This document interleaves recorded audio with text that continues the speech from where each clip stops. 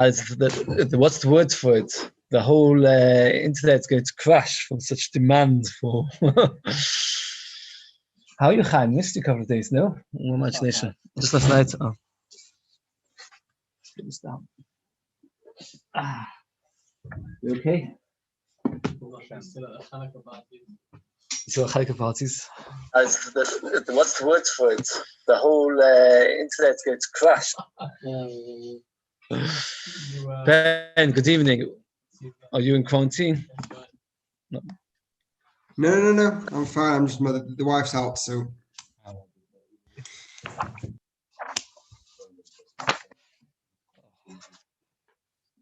Right. We've got a nice geschmack sugar. Not happy. We're up to Daf Chav Chesamud base, one line from the end of the page.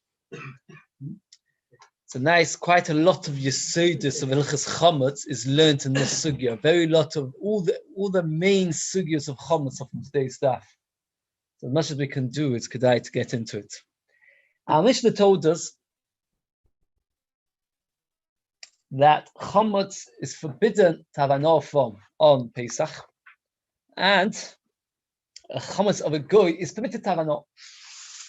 We had three opinions yesterday. The three opinions, very briefly, is Reb Shimon. Let's start the easiest. Reb Yosi says you're always allowed to have an from Chametz. Even on Pesach, you can get pleasure from Chametz.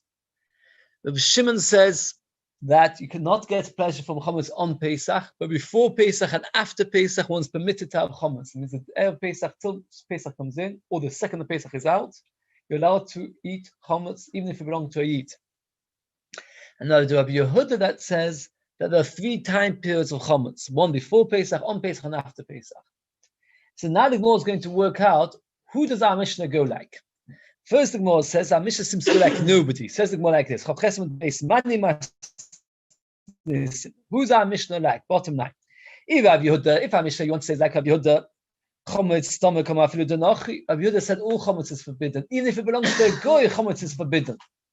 And in our Mishnah, it says that Chametz of a goy is permitted. So our Mishnah doesn't go like Rabbi Yehuda, because Rabbi Yehuda said all Chametz is forbidden. Our Mishnah says Chametz of a goy is permitted. If you say our Mishnah is like Rabbi Shimon, top of Chav Desmond Aleph, the so Nami Mishnah Kol Shori. Rabbi Shimon holds you're allowed to eat Chametz after Pesach. We hold the Ma'isa, halacha the Ma'isa. If let's say I owned Chametz, let's say I'm not from, I decided to Mechadel Pesach. So I buy myself a cake and then Pesach, and I keep it in my house for Pesach. I don't do bittul, I don't do sell it and everything. Or you're allowed to eat it after Pesach? No. That's why there it's so people are very nervous of buying Chametz from a non-from shop. If it doesn't have, in England, if you go to Tesco, you're quite easy, because Tesco belongs to Goyim, Saints belongs to Goyim. But if you go to a non-from shop who's a Yid, and he's bought Chametz, we pass it's no good. Yet Reb Shimon holds it's okay. So Reb Yehuda is more machli than our Mishnah. And Reb Shimon is more maker than our Mishnah. So our Mishnah doesn't fit like either. It says, well, you have Yosi Aglili. If you want to say our Mishnah is like Yosi Aglili, I feel it. He holds it's always mutter. Yosi Aglili is the most maker of them all. Yosi Aglili holds that even on Pesach, you're allowed to go and get Hana from Chametz of a Yid. Says the Gemara, 2 answers. One answer, the Gemara is going to say our Mishnah is like Rabbi Yehuda. One answer is our Mishnah is like Rabbi Shimon. And we'll explain. Oh, you said that according to Rabbi Yehuda, all Chametz is forbidden when it belongs to Yid or Goy. No. That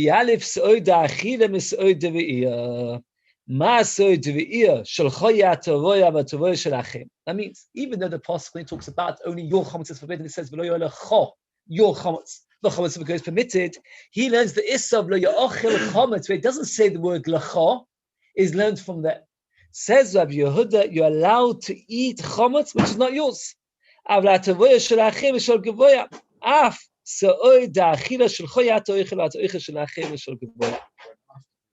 Even on Pesach. So if you look in the 3rd Rashi on the page, the third Rashi, it's 3rd line down. I'll tell you, there's a book. I don't know if any of you have read it, called the Boston Rebbetzin Remembers. Any of you read the Boston Rebbetzin Remembers? You read it? And unfortunately, she lost a few children in her youth. I mean, a few children died as babies. And one of the reasons this is very, very scary is they starved on Pesach and they were very malnutritioned already, and there was not much nutrition around. Eventually, she went to a Rav, and the Rav gave her a heter to do what? Anybody know? I remember once somebody telling me that he did it as well.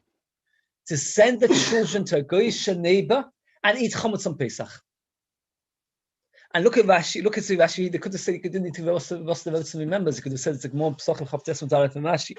The Alif Soida Achille Klima Chametz Gabe Leyoicha Misoida V'Yor. They didn't say Leyoichal. Umuta Chemsei Shanochi Af Ba'achila Ba'afilu B'Pesach Min HaTorah. So Rashi emphasizes Min HaTorah, that abundant be awesome. Tosfos Chavtes Mutaret, the top Tosfos, gets very upset with Rashi. He asks a couple of questions. One of the most famous questions where Rashi's got a big shtick or two about this is, how is it theoretically even possible to eat chametz of a goy on Pesach? Monavshach, he says. If you steal it from the goy, then it belongs to you because you've stolen it. If the goy gives it to you, then it is yours. So how in that either way it becomes yours? There's all kinds of answers to get around this problem. Again, I just want to point out, the Torah says, your chametz is forbidden. But that's talking about owning chametz. So if I've got chametz in my house, which belongs to a goy, if it belongs to a goy and it's completely his, it's okay. It's okay. But regarding eating, the Torah didn't say the word l'cha. Says Rabbi Yehuda, I'm going to learn the issa of eating chametz from the issa of owning chametz. And just like owning chametz is only if it's yours, also eating chametz only is yours. Says the Gemara, if that's the case, ubedinu, 8 lines from the top, ubedinu there, according to that, it should have said, that chametz of a good, the Mishnah says you're allowed to get no. The Mishnah should have said, you're even allowed to eat it. Since we talk about Yisod, that it's forbidden even to get pleasure, that means, you're not allowed to eat it, you're not allowed to get pleasure. By a go, you're allowed to get pleasure, you're allowed to eat it. So the Mishnah could have said, by Yid, you're not allowed to get hano, by a go, you're allowed to eat it. But the Mishnah often tries to stick to a uniform language. So it says, by Yid, you're not allowed to get pleasure. By a go, you're allowed to get pleasure. And who had din, you'd even be allowed to eat it. Says the Gemara weiter. The Mishnah only talks about chametz after Pesach being mutter b'ano, but the truth of the matter is, even on Pesach it goes chametz is mutter b'ano. Since the Mishnah talks about Yid after time Pesach, also by a goy. Let's summarize what we've learned so far. Our Mishnah says that chametz on Pesach belonging to Yid is forbidden, belonging to a goy is permitted after Pesach. We had a question, who does this go like? Rabbi Yossi says you're always allowed to get hanos. Our Mishnah cannot be Rabbi Yossi. In fact, the Gemara is an attempt to explain that Mishnah as Rabbi Yossi. The Mishnah can't be of Shimon either, because of Shimon holds that chametz after Pesach is mutter. Let's remember there's of Shimon shitta.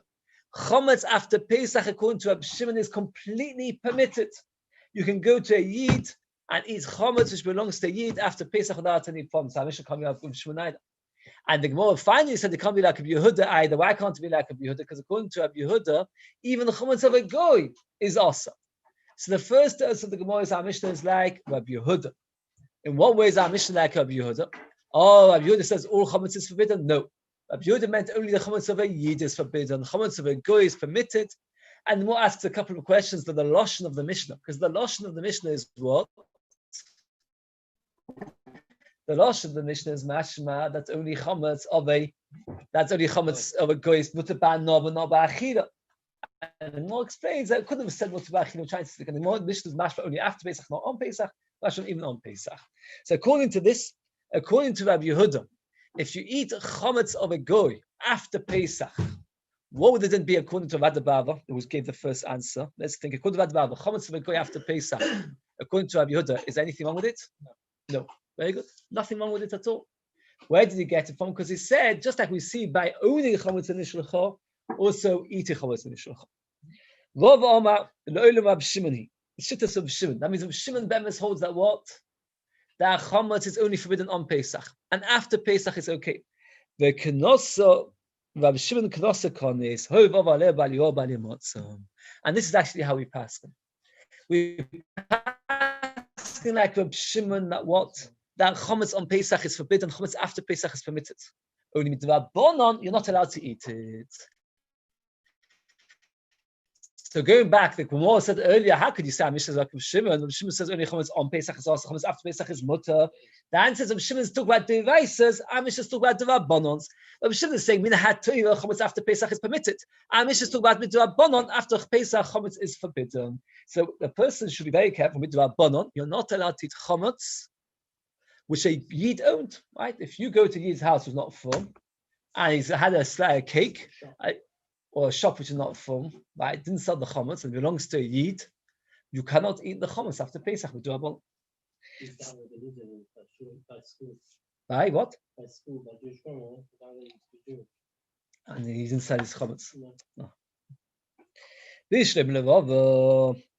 That's okay, according to Rav. That means since you were over on the Isav Lo Yirah, the Mishnah finishes off like this. Mishnah starts off. A goy permitted, a yid forbidden, because it says Bal Yirah. Going to Rava, what's the explanation? Because the Mishnah says, because the Torah says Bal Yirah, don't see, and therefore we learn that what don't. And this yid went and had chametz over Pesach, so he did this avera. So therefore, that's why you can't have it after Pesach. According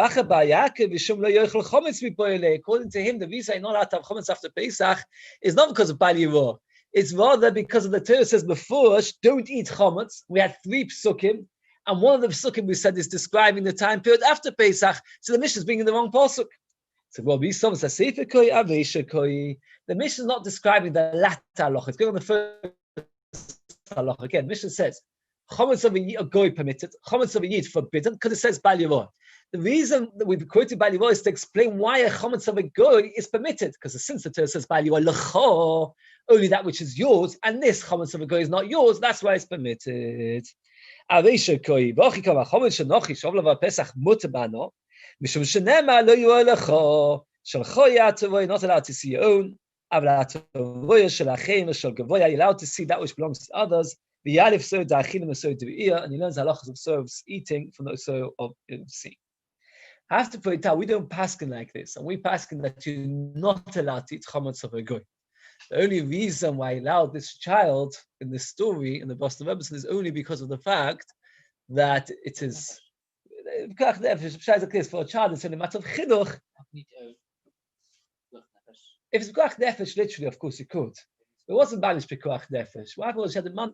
Always easy. Also, when they died on Pesach, literally. The man knew they didn't eat while they was starving and everything else. So it was difficult. So Pesach was easy to. The cheapest food was porridge. I didn't have a lot of porridge because of the chametz in their house. It says, "Well, as to the tamayu, Rav and Racha go according to their own shittas. The itzba oichel se'ol shonochi shavalav Pesach. Person eats chametz of a goy after Pesach. Le divrei Rabbi Yehuda, according to Rabbi Yehuda, what would you say? According to Rabbi Yehuda, eats chametz of a goy after Pesach. What's the din? That's only according to Rabbi Yehuda, it's machlokas. If you remember earlier, we had 3 psukim. One was what before Pesach, was middle Pesach, was after Pesach. But Achad darshaned that it's only chametz of a yid, not chametz of a goy. But Rava never darshaned that. So Avachas says, Rava amar loika, get malchus, because Rava doesn't darshan that shalcha, he learns so'od achilim and so'od thing. So therefore, he also get malchus. If you eat chametz of a goy after Pesach, you malchus.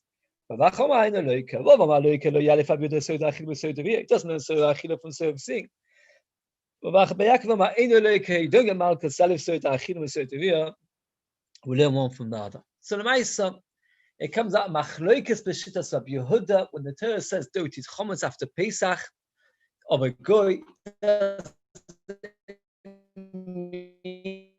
It doesn't mean only of a yid, also of a goy. The Torah only talks about owning chametz. The Torah says lo yirah, which is this of owning chametz. The Torah says lecha, lo yirah lecha. So chametz which belongs to you, you're not allowed to own. Chametz of a goy you're allowed to have in your house. If you, for example, have a goyish friend and he comes to your house with his sandwiches, you've got nothing wrong. Why? Because it's his chametz. There's no problem with Bal Yirah either.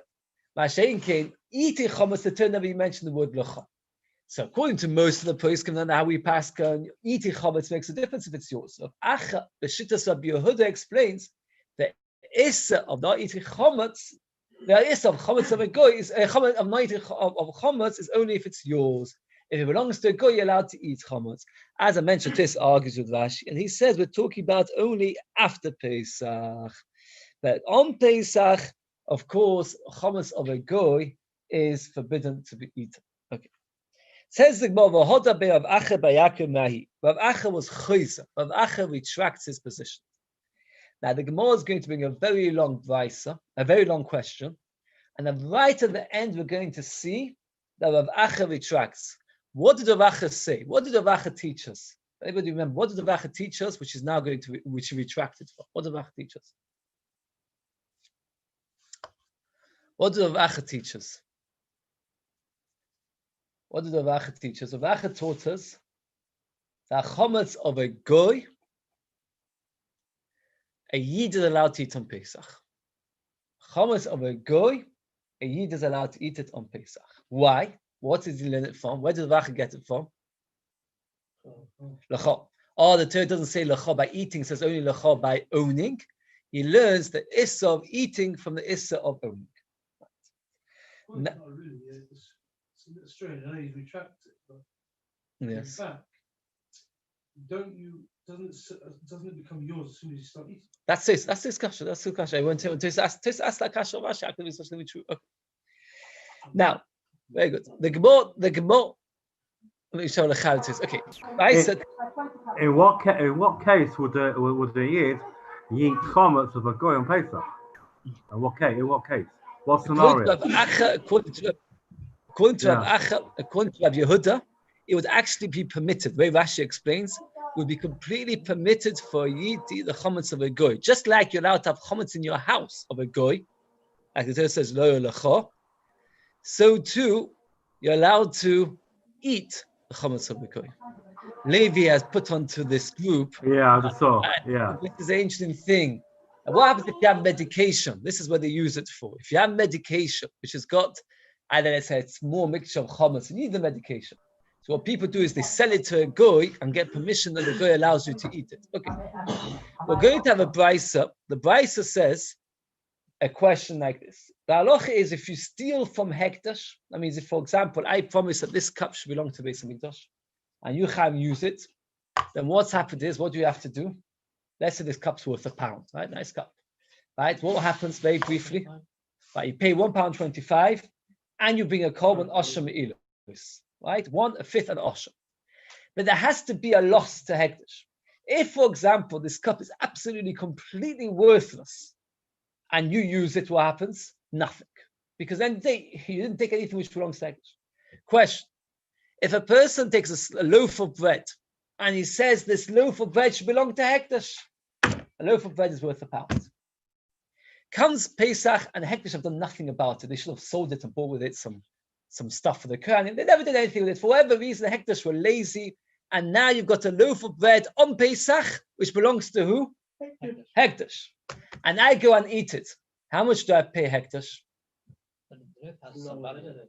Oh, very good. This is the question. This is the $1 million question we're going to discuss. You could say it's worth nothing. Now, when you say it's worth nothing, by the way, it's not so straightforward. According to Rabbi Yossi, for example, what does Rabbi Yossi say? Well, what does Rabbi Yossi say? Rabbi Yossi says he's allowed to have a no. The question in Torah is always worth $1 million. What did Rabbi Yossi say? Rabbi Yossi said chametz is mutter ba'ano. What do you mean? What could you use a loaf of bread for, according to Rabbi Yossi? As a door stopper, as a step, as a chair. So you can use it for many things. So you can't say it's worth nothing. You then, if I eat the loaf of bread, then what's happened is hekdash have had a tremendous loss. Oh, that's another question. Can you sell it to a goy? This is the question we're going to discuss. And what the Gemara does is like this. The Gemara brings a machloikas tanoim as to whether one has to pay hekdash back or not. A machloikas tanoim. And the Gemara brings 5 different answers. I made myself a chart. I'm going to try to write 5 different answers. What is the point of these Tanoim? What are they arguing about? In your mind, you'll be able to get this chart clear. Again, we have a question. Someone who eats a loaf of bread of chametz on Pesach, has he stolen from hekdash or not? A machlokas Tanoim. A 5-way machlokas amoiroim. What are the Tanoim arguing? So as we could say straight away, a simple argument could be, is do they hold of Rabbi Yossi? If they hold of Rabbi Yossi, that it is mutter ba'ano, so it's got value, so when I ate it, so the hekdash have lost out. If they don't hold the Rabbi Yossi, that it is osa ba'ano, then it's worth nothing. What? All chametz is not ba'ano. According to Rabbi Yossi, all chametz is not ba'ano. So let's see it to the side, bit stage by stage. The time. A person eats chametz of a Pesach Mikdash on Yom Tov Pesach. He has stolen, he has to pay 125, plus he has to get korban. V'yeshemim, another time it says lo moa. Man yeshemim, who is it? So the most going to give answer by answer. There's a famous concept called Komnei b'Torabah. What's Komnei b'Torabah means? Get a bigger punch. So if somebody burns my house down on Shabbos, so he has to pay me for the house, and he's Chaim Misa for Shabbos. Does he have to pay me? No. Potter to pay. There's a machloikus. Everybody agrees if you would get a death penalty, which is the example we use, burning down a house, that is potter to pay, because such a big punishment, death, and this. So that doesn't matter. You can't give him two punishments, so you give him a bigger one.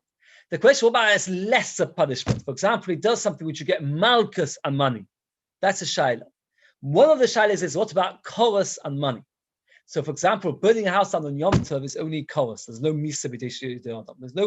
There's no death penalty on Yom Tov. So let's say somebody burns a house down on Yom Tov. So he's got chorus plus a financial obligation. Do we say that he has to pay or not? That's a machlokes of the Chunya ben Akana and the Chacham. The Chunya ben Akana says he's potter. And do you know where the Chunya ben Akana learns it from, of all places? Parshas Vayigash. That the brothers said to Yosef, at the beginning of this week's parsha, that they were scared that if no one would come to Mitzrayim, the Kavod also, a tragedy will happen to him. What kind of tragedy? That he will die. How will he die? Some heavenly manner. Lightning will hit him or fall off a cliff. It's also means a death by the hands of Hashem. And we do Exil Shava also from there to also when a person hits somebody there. If a person hits a woman and he kills her, he doesn't have to pay. But if he doesn't kill her, he has to pay. So again, so we learn from there that the Chudim and Akana learns that a death through the hands of Hashem is called an osun, and if you do not need to pay. According to the Chachamim, they say no. When there's a death penalty, you don't have to pay. When there's any course, you do have to pay. Eating chametz on Pesach, what is it? Death penalty or course? Course. Therefore, the question is like this: do I have to pay hekdesh or not? Depends, swings on the question of do you hold of the Chudim and Akana? If you hold of the Chudim and Akana, do you have to pay hekdesh? If you're holding the Chudim and Akana, do you have to pay hekdesh? What do you think? Yeah. I would have said not, because chametz is chorus. So why would you have to pay? Because you have chorus already. I ate chametz. Again, I ate chametz. The Chudim and Akana says that if you have chorus, you don't have to pay. Chametz say you have chorus, you do have to pay. So according to the Chudim and Akana, if I eat chametz on Pesach of hekdesh, how many punishments am I going to get? Chorus for eating chametz, and I have to pay hekdesh. Chudim and Akana says you don't get it too. So therefore I don't have to pay hekdesh. But if you're like the Chacham, that since there's no death penalty, I have to pay, so then you have to pay. That's the machlokes. The Chacham on the Chudim. Let's say it's inside. The time in the Chudim and you say Sivak Kippurim, Yom Kippurim, which is only called Shabbos at Tashlumin. Ma Shabbos was Chayav Nafshu Potzim at Tashlumin. Yom Kippurim was Chayav Nafshu Potzim at Tashlumin. Whenever you chayav a death, whether it's Chiyuv Misa b'dei Adam or whether it's Kos, you don't have to pay. So the question whether chayav is a question of the Chudim and Akana and the Chacham. Now, it comes out a very interesting thing. Rashi asks the question that when is Me'ilah? Me'ilah is by Shegig or by Mezid. We did have it a couple of days ago. Me'ilah mainly by Shegig or Me'ilah by Mezid? Oh, it's one of the hard things. Me'ilah is only by Shegig. If you steal from Hekdesh on purpose, you don't have to bring a korban, you don't have to pay 125. So if you do by mistake. Rashi, if that's the case, is this person going to get a death penalty for eating chametz? Or kos? No, because he did it by mistake. If he did it by mistake, so he's only going to get one punishment, he's not going to get the death penalty, so let him have to pay. There are two answers in the Rishonim to this question. I want to see if anybody can remember at least one of the answers. Let's think the question very clearly. The Gemara says, one of the five explanations is because since you have kolas, so therefore you're not more, because you can't get two punishments. For Rashi, we're talking about some who ate chametz b'shogi, because if you ate it b'mezid, anyway, there's no me'ilah. If you ate it b'shogi, there's no death penalty. If there's no death penalty, so you should have to pay. What's the answer? Anybody remember at least one answer of Rashi? Or one answer, not Rashi. No. One answer Rashi says is that he did eating the chametz b'mezid. He knew that it was chametz. but he didn't know it belonged to Hekdesh. So regarding the punishment of the death penalty he has because at the end of the day, Koros, because he knows it's Hametz. Regarding Hekdesh is more because it's a Shogeg L'Gabei Hemor. Tosfos, a famous Tosfos. This is the third Tosfos of the page. It says, actually it's completely wrong that there's a special halacha. I thought you'd remember this answer of Tosfos. That if, let's say, I by mistake do something which I'm chayav misa for, I'm also part of Tashlumin. Because since if I did it on purpose, I would be part from Tashlumin. So also if I did it by mistake. Okay, I thought it's quite a famous halacha, right? Chayav misa shogin p'tum na Tashlumin. So for example, let's say by mistake, there's a famous story with Sol Salanta. They had a Talmud. They used to learn all night. They didn't want to fall asleep. So what did he do? He held the candle. What was one night, he was so tired, he fell asleep, he dropped the candle and they set the room on fire. So Santa said to him, you can't carry on earning now. You have to go and work to pay off your debts. At the end of the day, not going to pay off your debts will make you a Rosh. So the fact that you can't say, you're going into business to go and pay off his debts. But the point is, let's say he did it on Shabbos B'Shogeg. Would he have to pay? No. Why? Because then we'll say, come live with the Rabbi name. Oh, it was only B'Shogeg, he was fast asleep. So what? Since if you did the maze you're part of it, there wasn't no chance. Okay, so that one answer again. If somebody wakes you up with 3 o'clock in the morning, says to you, what's the shaila whether it's moral or not moral? What would you answer? Or not? If you're that chayav increases a part of tashlum and you don't, you're not moral. If you don't, you're moral. Second answer. Rav Yosef Omar, the point is like this. This bread does not have much use. Because at the end of the day, at this present moment, what can you do with it? What are you going to do with this bread? What can the Hekdesh do on bread on Pesach? What can the Hekdesh do? Imagine I donate a loaf of bread to Pesach Mikdash, and they don't do anything about it. It comes Pesach. What can they do with a loaf of bread on Pesach? What? No, let's say you don't hold of Rabbi Yossi. If you don't hold of Rabbi Yossi, they could use it as a doorstopper. Oh, you said nothing, except in theory they could sell it to a goy. Why could they sell it to a goy? Right. Because the Hekdesh, we learned that there's no issa for Hekdesh to own chametz. Therefore, because lo yelecha is lecha v'lo shel Hekdesh, so they can redeem it and give it to a goy. The problem is that this is not to do with anor. This is because they're not getting direct anor. The goy is getting anor. They're just being paid to it onto something else, and they get to go. It is a good question. I must admit to is bothered about it, but that's how Rashi understands. So the Maisa comes out like this: that the question is, are they allowed to? Is Hekdesh allowed to take something and sell it to a goy? What's the question? The question is it a zilzul in something of Hekdesh to sell it to a goy or to dogs for that price? No, so they should do nothing with it. In fact, it's a drashan from a pasuk. Rashi says like this: "Tis the Torah says that with kodshim you can't use it. You should shecht it and eat it. And from there, the they can only use it for eating purposes, not to give it to dogs or to goy. Okay. So the more exact, the first of our putting sakotch mechin the klovim community. Madam, they could have sold it to you, later use that. Madam, no more kasava in point, and you're not allowed to redeem it. And therefore, back to square one, they can't use it. Top of Bechoftes base, a third answer. The kulam in point is sakotch mechin the klovim. Everybody agrees you can't sell it to the dogs. That means like this. Everybody agrees that on Pesach, Hekdesh can do nothing with it whatsoever. But after Pesach, what does Shimon say? What can you do with chametz after Pesach? What's of Shimon's shit? Does anybody remember? Shimon, after Pesach, what do you do with chametz? You can use it. You can use it. If you can use it, so therefore, at this stage, when you burn it, you ate it, right? I went to Beis Hamikdash, I ate a slice of bread which belongs to Hekdesh. At this present stage, it's worth nothing to Hekdesh. But wait a week, and they can sell it and eat it. So then in a week's time, it's going to be worth money. Something which is going to cause money, is it money or not? This is a very, very important question. Does anybody remember, everybody who can remember this deserves a bit more hot water. What else did we have? Where is the famous sugya of Dova Gum Lamamon Kamamon Dami or not? Where did we learn from? Where's the main place?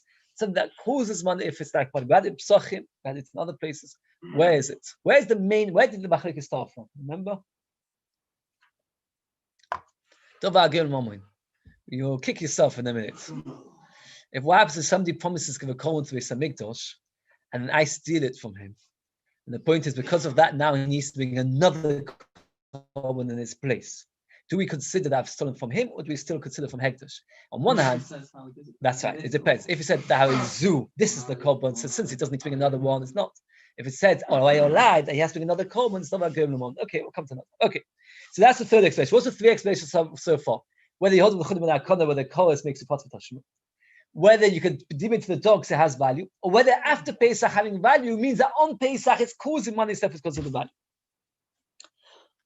Again, Manda Mama Kasavada Gulmam Kimomdami, Manda Maloma Kasavada Gulmam, Lav Kimomdami, of Acha by Yaakov, fourth answer, Mada Kulam, Dova Gulmam Kimomdami, Zak money. The question is, Abu Rab Shimon, Manda Maloma Krab Yehuda. Rabbi Yehuda says that after Pesach you're also not allowed to eat it. Since he's not allowed to eat after Pesach, so he never going to get any pleasure. On Pesach he can't use it. After Pesach you can't use it. So therefore, you've not done anything. And here the Gemara proves of Acha retracted. Because what did the Acha say before? That if it belongs to a goy, you're allowed to get hano. The same thing if it belongs to Hekdesh, you should be allowed to get hano. So if that's the case, it says if we learn the halachas of eating chametz from the halachas of owning chametz, and by owning chametz says lo yelecho, so therefore it comes out that Hekdesh are allowed to enjoy chametz after Pesach. The fact that he says that according to Rabbi Yehuda, chametz after Pesach by Hekdesh is awesome is why they retracted. He was chalizah. You can't redeem it for good dogs. So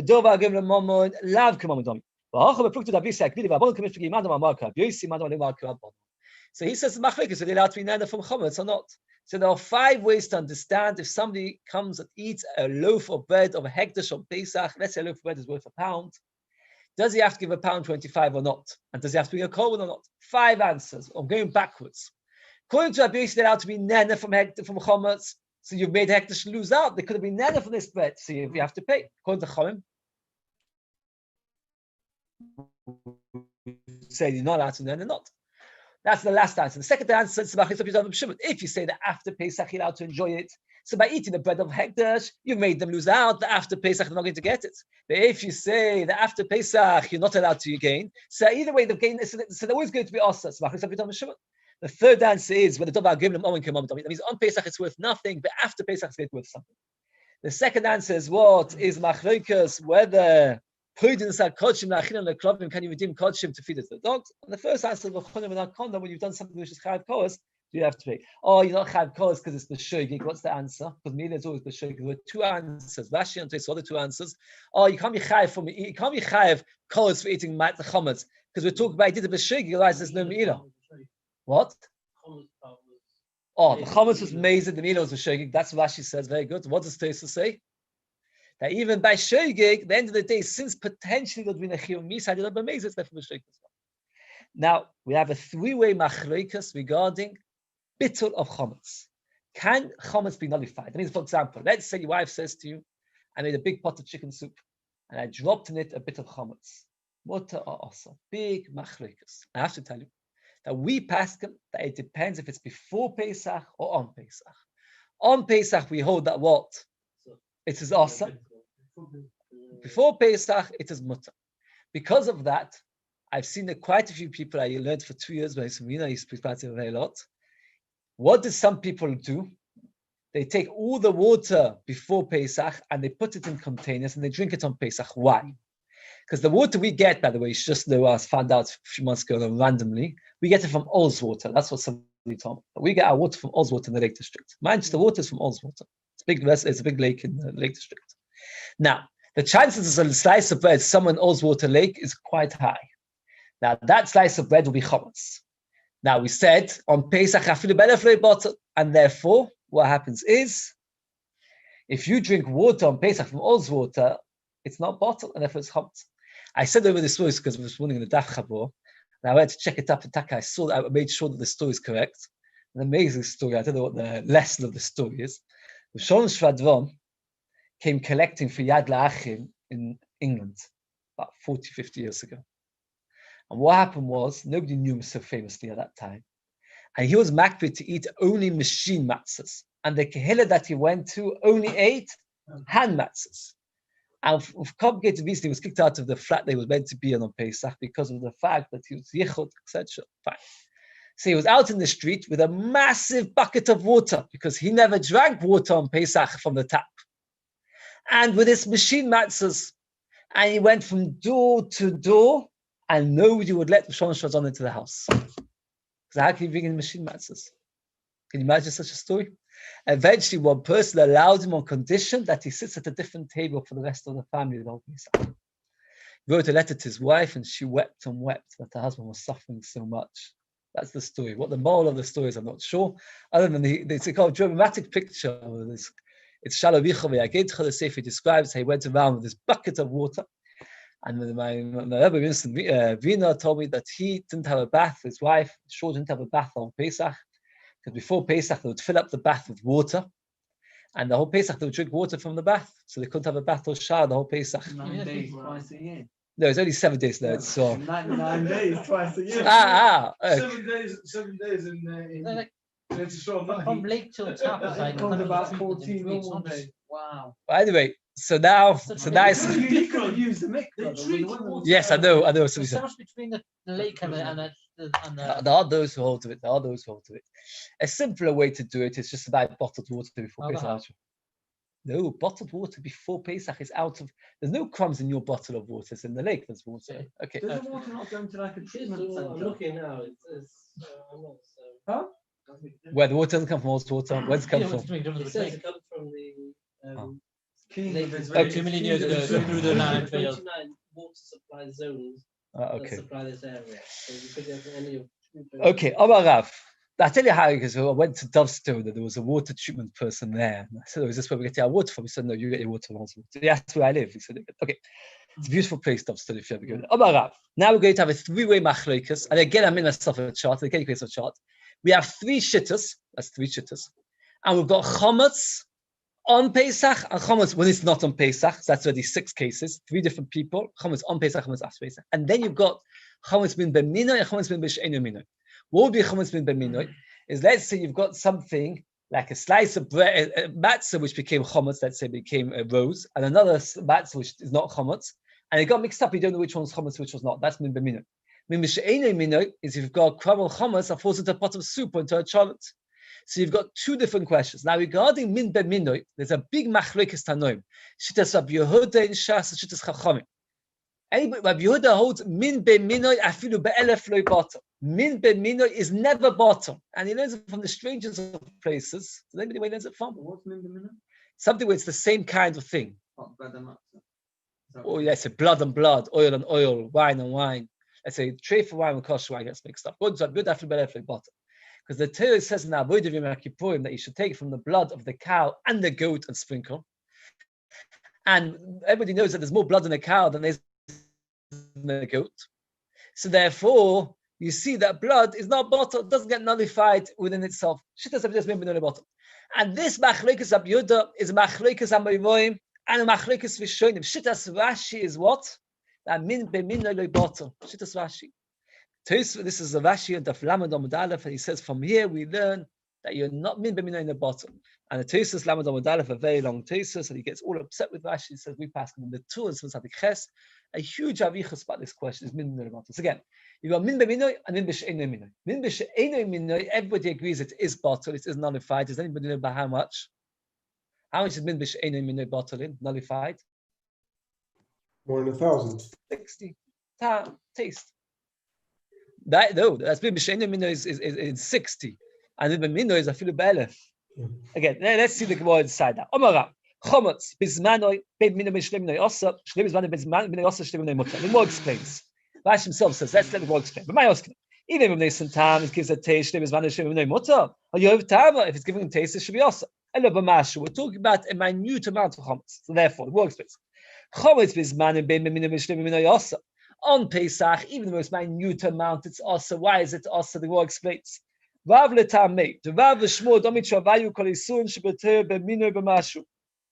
hold min b'minoi is never nullified, even b'mashu, even the most minute amount. So chometz, 1 crumb of chometz that falls into a huge sack of matzahs. Let's say matzah flour. You got matzah flour, 1,000,000 tons of matzah flour, and 1 crumb of chametz falls inside it.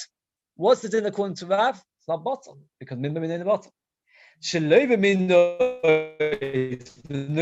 One crumb of chametz into a chicken soup or cholent should be how much? How much should it be? Minatera 60. The Rav goes a chametz is one. It means Rav says on Pesach I'm making a gzeir. Why am I making a gzeir? Because if this crumb of chametz would fall into a huge vat of minoi, it would never be bottled. So who I did, I'm going to make a gzeir midrabanon is shaloi b'minoi. Says Rashi, why did he make this gzeir? We don't see this gzeir about basa b'cholav and other things. So what would you answer to me? Why is he more machmir by chametz and basa b'cholav? Because 2 reasons. One is it's chorus, and second of all is people are very used to eating chametz. And Rav wanted people to be careful, and therefore he said chametz on Pesach, even 1 crumb of chametz into a huge vat of chicken soup. But let's say after Pesach. So what happened was like this: a person by mistake forgot to sell his chametz, forgot to do bittul chametz, and he has a loaf of bread in his house. After Pesach, he crumbs up the bread, and he's got some crumbs. Then he says, "Ben mino, if it falls into its own min, asa Rav Yehuda. Rav Yehuda holds min ben mino. I feel a belly of bottle, and if it's no good, the shaloi ben mino mutter. Why? Why after Pesach 1 crumb of chametz that falls into a pot of chicken soup? Why is it mutter? Oh, he holds like that it's awesome. The shalib is manoi, the shalib is minoi, yoter minoi, kulalo goes vino. Since it's after Pesach, so there's no cause. So it's a double gezerah. It's after Pesach. It's making a gezerah, and it's shalib minoi. So you're making a gezerah, shalib minoi, after Pesach, otu minoi on Pesach, and that's already too much. Rav doesn't make a gezerah. So if you have a chart in your mind, according to Rav, it's like this: chametz that falls into a mixture is always forbidden, even the minute amount, always, except for one exception. According to Rav, it's permitted by Nosem Tam. When is it that? When is the exception? When, according to Rav, it's always also even the most minute amount, even in a million, except for one occasion where it's bottom for Nosem Tam. When's that? After Pesach and? If it's after Pesach and then it's Nosem Tam. If it's on Pesach, or and then or after Pesach it's also afilu better. That's Rav is the most machmir.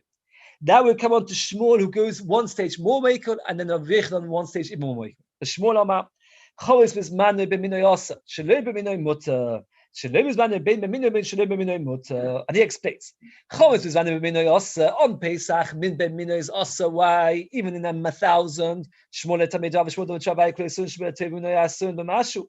He holds on Pesach 1 crumb of chametz in 1,000,000 kilos, tons of matzah meal is also. Why? Because there's no bottom. Why? He never made the gzeir of Rav.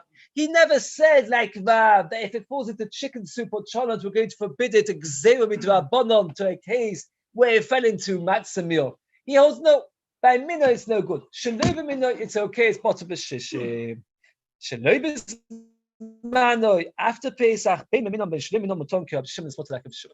going to give away the secret, which we'll actually only says later tomorrow, because it'll be hard to understand today without it. Rav Shimon after Pesach, does he hold that chametz is mutter or asa? Think carefully. What's Rav Shimon hold after Pesach? Chametz is mutter or asa? What's Rav Shimon say about chametz after Pesach? Mutter or asa? Mutter. He says mutter, but good. He says mutter, it is mutter, but midrabanon made the knas. So therefore, Rav held that since they made the knas after Pesach, it's only midrabanon. It is only when it is on its own. But if it's a mixture, it is permitted. And here we have a very big chiddush, which the Rishonim say. I would like to say this chiddush, that what is it? That it doesn't need even double the amount to be bottled. I remember when I was in Eretz Yisrael, some of the cornflakes have a very lot of flour inside them. I am aware of this because I'm allergic to gluten. But even without that, people are aware of it because of which bracha to make. In Kellogg's corn, for example, has a tiny bit of barley inside it. Our Kellogg's, the cornflakes of Nestle have no flour in it whatsoever. And there's still this B&D cornflakes, some of them which have a very lot of flour. The question is, what happens if, let's say, it's 60% flour and 40% corn? Let's say. After Pesach, according to Rabbi Shimon, mutter asa, what would you say? That's what I would have said. Say the Shimon, no, it's mutter. Why? Since it's only examined Rabbanon, they only forbade it when you actually eat the chametz as is. Here, since it's in a mixture, even though it's not even bottle, it is mutter. So again, according to Shmuel, it is always bottle. It's always bottle. The exception only being in one case that you need, that it's never bottle. What's the exception that it's never bottle in Shmuel? Min ben minoi and on Pesach. If it's after Pesach, it is mutter. And if it's shalei ben minoi, it is mutter. It is only if it's min ben minoi on Pesach, then it's not bottle be'elef. Then it is also afilu be'elef. That's Shmuel. But if it's shalei ben minoi, it's bottle b'shishim. And if it's after Pesach, it's always bottle. Finally, we have Rabbi Yochanan, he's the most meikol. Chometz bisman on Pesach, he holds it's always only 60, even on Pesach. Why does he hold only 60? The Gemara explains. Okay, a minute. Shloim bisman, beimino shloim on mutter. Chometz bisman on Pesach, beimino shloim on b'noisen tam, b'ichin tamed, b'ichin shloim Rabbi Yochanan holds it not like Rabbi Yehuda. What did we say before? What's Rabbi Yehuda's shitta? The famous Tana Rabbi Yehuda. What did he hold? That min be min afilu be'elef lo bottle. Where did he get it from? The blood of the cow and the he-goat. Rabbi Yochanan and Mishlokish and Rav and Shmuel argue about this. It's a Gemara in the Chulin. Rabbi Yochanan and Mishlokish, they hold not like Rabbi Yehuda, and they say there's no such thing. Everything's bottled in 60. Rav and Shmuel hold like Rabbi Yehuda. So therefore, according to Rabbi Yochanan, there's never such a thing as afilu be'elef lo bottle. Why not? Because he holds that. Because doesn't hold Rabbi Yehuda, he doesn't hold Rabbi Yehuda. So even in the worst case scenario, according to Rabbi Yochanan, the worst case scenario, how much do you need to nullify it according to Rabbi Yochanan? 60. Once you go 60, it's mutter. And after Pesach, again, Rabbi Yochanan after Pesach, so again, I'm going to summarize the three opinions very, very briefly. According to Rav, Chometz is almost never nullified. On Pesach, after Pesach, the only time Chometz can ever be nullified is if you have two things to make it good. One, that it's Mibish and it's after Pesach. Then he says it's bottled in 60. Rabbi Yochanan to the other extreme, he says Chometz is always nullified. After Pesach, it's nullified in anything. And on Pesach, when it's minimum, it's nullified in 60. Because Rabbi Yochanan holds we never hold this elef levat. Shmuel is in between. Shmuel says like this: after Pesach, Chometz is bottled in how much? In anything. On Pesach, it depends. If it's b'minois, it's never nullified. If it's shloim b'minois, it's nullified. So this Rav Shimon Shvadzon walking around with this pail of water, was he being choshesh for Rav, Shmuel, or Rabbi Yochanan? Which one? Well, it's shloim b'minois, right? Shloim b'minois, very good. And it's bisman. Yeah, because otherwise it's That's bisman. who's keeping it. That's why he's keeping it, because he wants to avoid drinking it on Pesach. Who was he? He's been machmed like Rav, because according to Shmuel and Rabbi Yochanan, there's no problem whatsoever. Why?